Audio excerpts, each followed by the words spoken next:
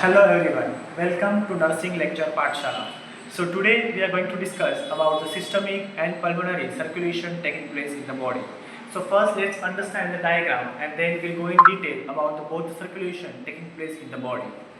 So as we know that our heart has four chambers, right atrium, right ventricle, left atrium and left ventricle.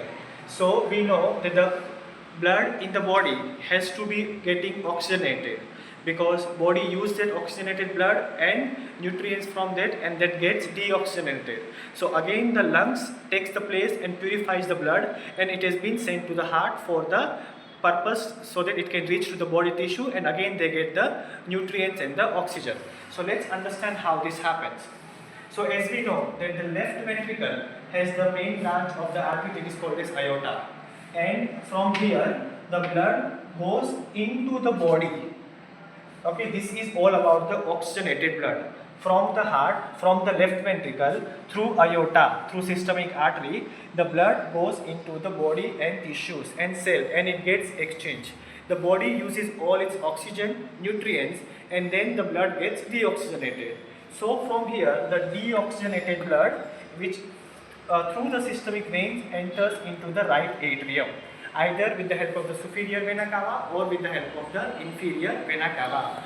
The deoxygenated from the right atrium enters into the right ventricle, and from right ventricle with the help of the pulmonary artery it enters into the lungs.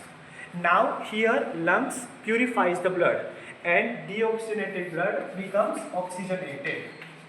From here the oxygenated blood with the help of the pulmonary vein enters into the left atrium, and again from left atrium the oxygenated blood enters into the left ventricle, and as we know discussed before that from the left ventricle the oxygenated blood has been passed to the body for the circulation.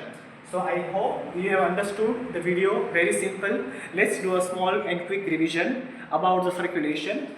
In the heart, okay, if we see in the left ventricle, we have oxygenated blood which has been sent into the body with the help of the aorta, and that gets deoxygenated by the using of the cells and tissue, that enters with the help of the inferior and superior vena cava into the right atrium. From the right atrium it enters into the right ventricle. From the right ventricle with the help of the pulmonary artery it enters into the lungs. The blood gets oxygenated and that oxygenated blood enters into the left atrium. From here again it enters into the left ventricle.